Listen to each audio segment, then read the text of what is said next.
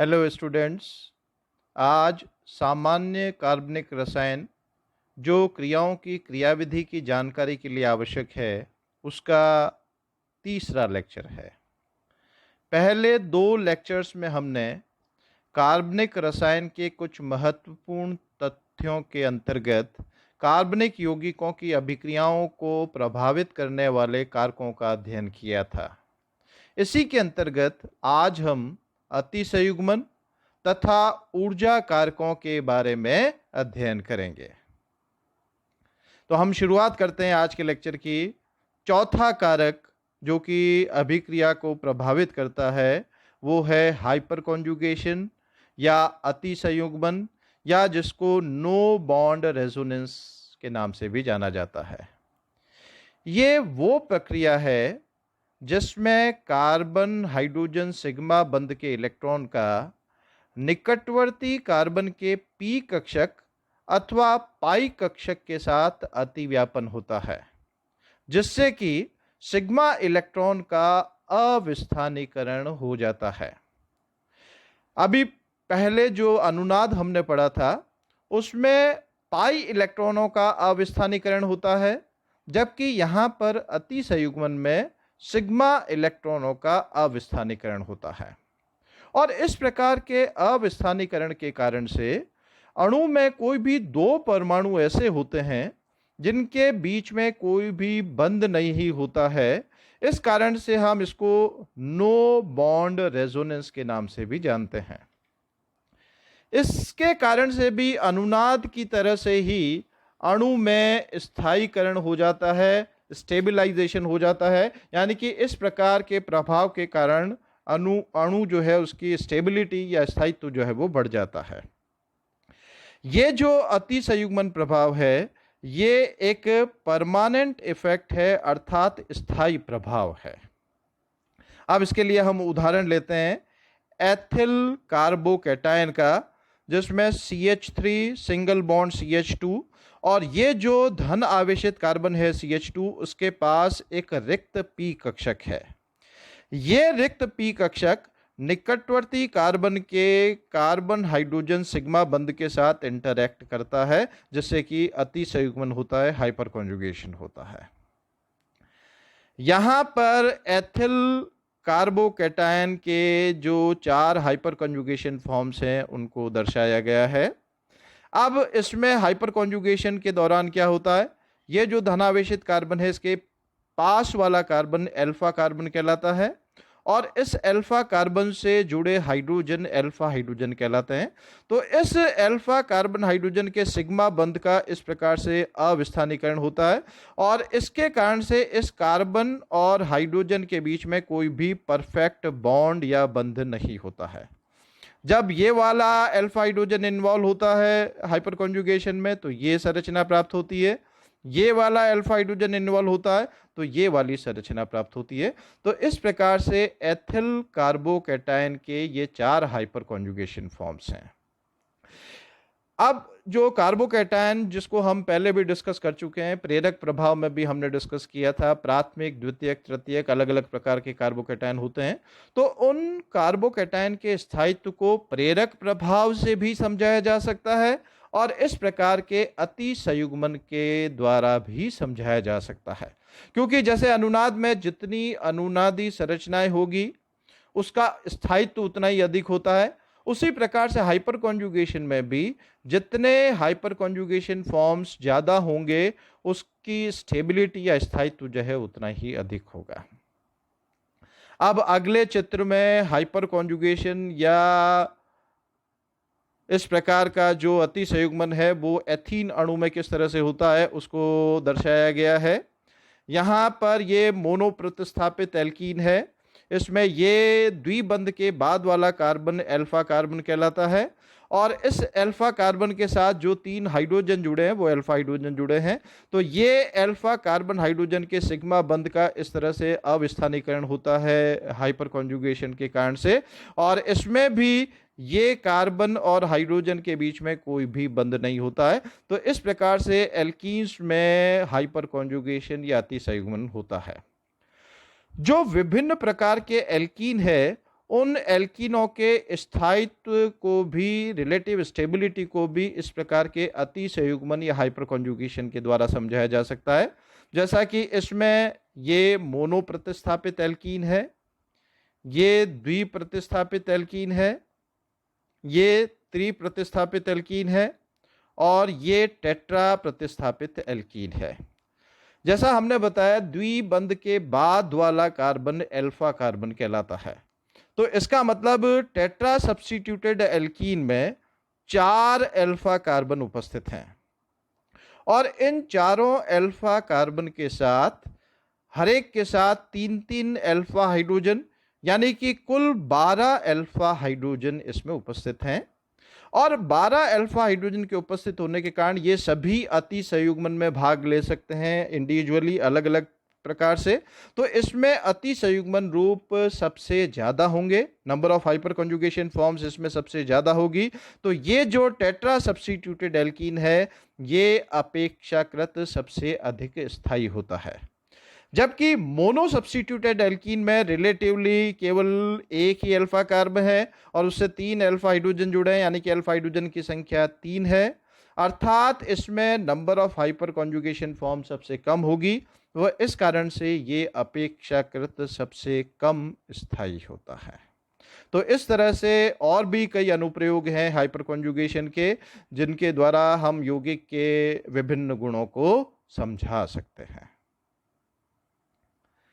अब अगला बिंदु है हमारा energy requirements of organic reactions, यानी कि कार्बनिक यौगिकों की अभिक्रियाओं के लिए क्या क्या ऊर्जा की आवश्यकताएं होती है, वो हम इसमें डिस्कस करेंगे।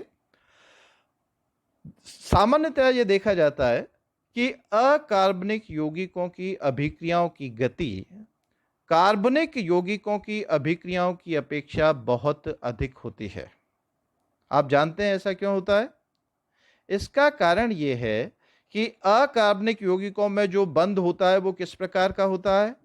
आयनिक बंध उपस्थित होता है, जिससे कि क्या होगा, वो यौगिक विलयन में आयन देगा और वो आयन तुरंत आपस में क्रिया करके उत्पाद में परिवर्तित हो जाते हैं। जैसे उदाहरण के तौर पर हम NaCl का विलयन लें, उसमें NaCl के विलयन में, क्योंकि NaCl के बीच में आयनिक बंध है, तो Na प्लस आयन और Cl माइनस आयन विलयन में उपस्थित होंगे। अब यदि इस विलयन में हम सिल्वर नाइट्रेट का विलयन मिलाएं, तो सिल्वर नाइट्रेट का विलयन मिलाने पर जैसे ही दोनों विलयन आपस में संपर्क में आएंगे, तुरंत ही AgCl का श्वेत अवक्षेप प्राप्त हो जाएगा। क्यों? क्योंकि वहां पर विलयन में पहले से Cl माइनस आयन उपस्थित हैं। हम सिल्वर नाइट्रेट मिला रहे हैं जिसमें सिल्वर आयन उपस्थित है, तो वो Ag plus ion Cl minus ion से तुरंत क्रिया करके क्षणिक रूप से AgCl के श्वेत अवक्षेप के रूप में परिवर्तित हो जाएंगे। परंतु कार्बनिक यौगिकों में ऐसा नहीं होता है। कार्बनिक यौगिकों में जो बंध होता है वो किस प्रकार का होता है? उनमें सहसंयोजक बंध उपस्थित होता है। तो वो जो यौगिक हैं वो विलयन में आयन नहीं देते हैं। अब इनकी यदि रासायनिक अभिक्रिया हमें करनी है, तो उन क्रियाओं के दौरान पहले क्या होगा, जैसा कि हमने पहले भी डिस्कस किया था, उस यौगिक में जो पहले से उपस्थित सहसंयोजक बंध है वो बंध टूटेगा और उस बंध के टूटने के बाद एक नया बंध बनेगा, जिससे कि उत्पाद हमें प्राप्त होगा। अब हमें जब किसी बंध का विखंडन करना हो, तो उसके लिए कुछ न कुछ मात्रा में ऊर्जा की आवश्यकता होती है। वहीं दूसरी ओर जब कोई बंध बनता है, तो इस प्रक्रिया में कुछ मात्रा में ऊर्जा उत्सर्जित होती है, जैसे हम बंध ऊर्जा के नाम से जानते हैं। तो इस कारण से अभिक्रियाओं में ऊर्जा भी एक बहुत ही महत्वपूर्ण कारक है। किसी रासायनिक अभिक्रिया को यदि हमें संपादित करना है, तो उसके लिए क्या होगा, जब हम क्रियाकारक अणु मिलाएंगे, तो उन क्रियाकारक अणुओं के मध्य टक्कर होनी चाहिए। अब जो टक्कर सभी अणुओं के बीच में होगी, वो सभी टक्कर प्रभावी टक्कर नहीं होगी, फ्रूटफुल नहीं होगी। अर्थात जितने भी क्रियाकारक के अणु आपस में टकराते हैं, उन सभी से उत्पाद प्राप्त नहीं होता है। उन टक्करों को प्रभावी होना आवश्यक है। अब वो टक्कर आपस में प्रभावी कब होगी? जब वो अणु उचित दिशा में आपस में संपर्क में आकर के और टकराएंगे, और साथ ही उनके पास एक न्यूनतम ऊर्जा, जिसे हम देहली ऊर्जा या थ्रेशोल्ड एनर्जी के नाम से जानते हैं, वो होनी आवश्यक होती है। तभी क्रिया कारक जो है उत्पाद में परिवर्तित होगा, यानी कि रासायनिक अभिक्रिया होगी। परंतु क्रिया कारक अणुओं की जो औसत ऊर्जा होती है वो इस देहली ऊर्जा या थ्रेशोल्ड एनर्जी की अपेक्षा बहुत कम होती है। तो वो अतिरिक्त ऊर्जा जो कि क्रिया कारक अणुओं को उत्पाद में परिवर्तित करने के लिए आवश्यक होती है, उसे हम सक्रियण ऊर्जा या एक्टिवेशन एनर्जी के नाम से जानते हैं। और इस सक्रियण ऊर्जा का मान अलग अलग क्रिया के लिए अलग अलग होता है, जो कि क्रिया कारकों की प्रकृति पर निर्भर करता है। यदि किसी अभिक्रिया के लिए सक्रियण ऊर्जा का मान कम है तो वो अभिक्रिया तीव्र गति के साथ होगी, और यदि सक्रियण ऊर्जा का मान कम है तो अधिक है तो वो अभिक्रिया जो है वो धीमी गति के साथ संपादित होगी। अब हम कोई अभिक्रिया का एक उदाहरण लें जिसमें कि एक क्रिया कारक अणु ए बी है, वो दूसरे क्रिया कारक सी से क्रिया करके ए सी और बी में परिवर्तित हो रहा है। इसमें पहले ए और बी के बीच बंध टूट रहा है और फिर ए और सी के बीच में नया बंध बन रहा है। अब इस प्रक्रिया में क्या होगा, दोनों क्रिया कारक के अणु आपस में टकराएंगे।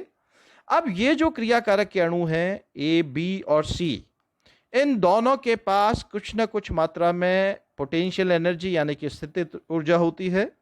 साथ ही साथ में इनके पास कुछ मात्रा में गतिज ऊर्जा या काइनेटिक एनर्जी भी होती है, और वो गतिज ऊर्जा टकराने पर वो स्थितिज ऊर्जा में या काइनेटिक एनर्जी में ट्रांसफॉर्म हो जाती है, जिससे कि क्या होता है, उनकी ऊर्जा में बढ़ोतरी हो जाती है और वो एक ऊर्जा अवरोध को पार करके, जो ऊर्जा आलेख कर्व है अभी हम डिस्कस करेंगे, उसमें पीक पॉइंट पर, जिसको हम सक्रियत संकुल या ट्रांजिशन स्टेज संक्रमण अवस्था कहते हैं, वो संक्रमण अवस्था प्राप्त करके और फिर तुरंत ही उत्पाद में परिवर्तित हो जाते हैं। यहां पर अभिक्रियाओं के ऊर्जा आलेख को दर्शाया गया है। दो भिन्न भिन्न ऊर्जा आलेख दर्शाए गए हैं। सबसे पहले हम इस ऊर्जा आलेख की चर्चा करते हैं, जिसमें स्थितिज ऊर्जा यानी कि पोटेंशियल एनर्जी और अभिक्रिया की प्रगति यानी कि प्रोग्रेस ऑफ रिएक्शन के बीच में ग्राफ प्लॉट किया गया है। इसमें ये क्रियाकारक अणु हैं, ये इस ऊर्जा को, अवरोध को पार करके और इस प्रकार से उत्पाद में परिवर्तित हो रहे हैं। तो ये अतिरिक्त ऊर्जा जो कि इन क्रियाकारक अणुओं को उत्पाद में परिवर्तित होने के लिए या इस ऊर्जा अवरोध को पार करने के लिए आवश्यक है, ये ऊर्जा सक्रियण ऊर्जा के नाम से जानी जाती है। और इस पीक पर जो स्थिति होती है, इसको हम सक्रियत संकुल या ट्रांजिशन स्टेट या हम इसको एक्टिवेटेड कॉम्प्लेक्स के नाम से जानते हैं।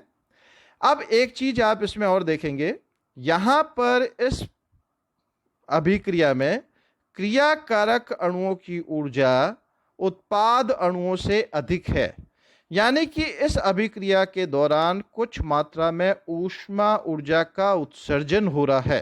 तो ये जो अभिक्रिया है ये एक्सोथर्मिक रिएक्शन या ऊष्माक्षेपी अभिक्रियाएं कहलाती है। अब हम ये दूसरी अभिक्रिया लें, यहां पर भी क्रिया कारक अणु है, ये इस ऊर्जा अवरोध को पार करके उत्पाद में परिवर्तित हो रहे हैं। तो ये अतिरिक्त ऊर्जा जो कि क्रियाकारक अणुओं का आवश्यक है, ये ऊर्जा सक्रियण ऊर्जा है। पर यहां पर एक अंतर है, यहां पर क्रियाकारक अणुओं से उत्पाद अणुओं की ऊर्जा अधिक है। यानी कि इस प्रक्रिया में जब क्रियाकारक उत्पाद में परिवर्तित होता है तो कुछ मात्रा में ऊष्मा ऊर्जा का अवशोषण होता है, absorption of certain amount of energy takes place. तो ये जो अभिक्रियाएं हैं ये एंडोथर्मिक या ऊष्माशोषी अभिक्रियाओं के अंतर्गत आती हैं। जब भी हम रासायनिक अभिक्रिया की क्रियाविधि या ऊर्जा कारकों की चर्चा करते हैं तो दो टर्म हम सामान्यतया यूज में लेते हैं। एक तो संक्रमण अवस्था या ट्रांजिशन स्टेट, जो सक्रियत संकुल या एक्टिवेटेड कॉम्प्लेक्स भी कहलाता है, और दूसरा रिएक्टिव इंटरमीडिएट या क्रियाशील मध्यवर्ती। सामान्यतया अधिकतर स्टूडेंट जो है इन दोनों टर्म्स के बीच में कंफ्यूज रहते हैं। कई स्टूडेंट इन दोनों टर्म्स को एक समान मानते हैं, जबकि वास्तव में ऐसा होता नहीं है। ये दोनों आपस में पूर्ण रूप से भिन्न हैं। ट्रांजिशन स्टेट या संक्रमण अवस्था जो होती है वास्तव में एक प्रकार की काल्पनिक अवस्था होती है, और इसको यदि हम आइसोलेट करना चाहें, प्राप्त करना चाहें, तो ये संभव नहीं होता है। अब ऐसा क्यों होता है? क्योंकि इनकी ऊर्जा का मान बहुत अधिक है, एनर्जी इज वेरी हाई। तो इनका जो आयु काल होता है वो लगभग नगण्य होता है। जैसे ही ये बनते हैं, या तो ये जो संक्रमण अवस्था जो कि इस कर्व के टॉप को रिप्रेजेंट कर रही है, या तो ये इंटरमीडिएट में या फिर ये उत्पाद में परिवर्तित हो जाता है। और ये जो संक्रमण अवस्था है इसमें पार्शियल बॉन्ड या आंशिक बंध उपस्थित होते हैं। जैसे उदाहरण के तौर पर इस अभिक्रिया में क्रियाकारक ए, बी और सी ये आपस में क्रिया करके ए, सी और बी का निर्माण कर रहे हैं। तो इस प्रक्रिया के दौरान पहले इस प्रकार की संक्रमण अवस्था प्राप्त होती है, जिसमें सी और ए के बीच में भी आंशिक बंध होता है, ए और बी के बीच में भी आंशिक बंध होता है, और इनके बीच में किसी भी प्रकार का परफेक्ट बॉन्ड नहीं होता है, इसलिए ये अस्थायी होता है, अनस्टेबल होता है, इसको हम प्राप्त नहीं कर सकते हैं।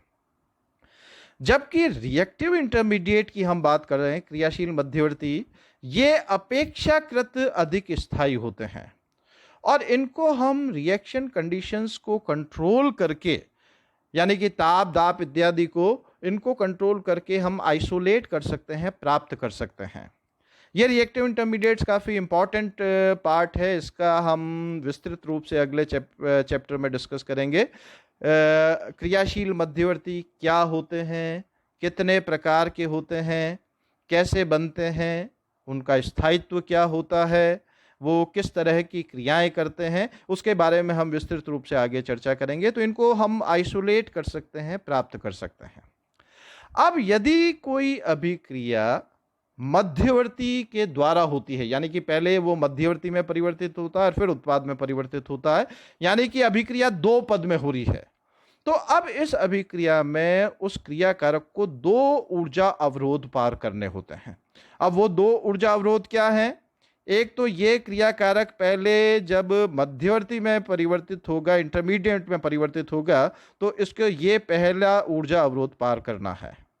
और दूसरे स्टेप में क्या होगा? मध्यवर्ती उत्पाद में परिवर्तित होगा, तो उसमें ये दूसरा ऊर्जा अवरोध जो है उसको पार करना होगा। तो जब ये दो ऊर्जा अवरोध को पार करेगा तभी क्रियाकारक उत्पाद में परिवर्तित हो पाएगा।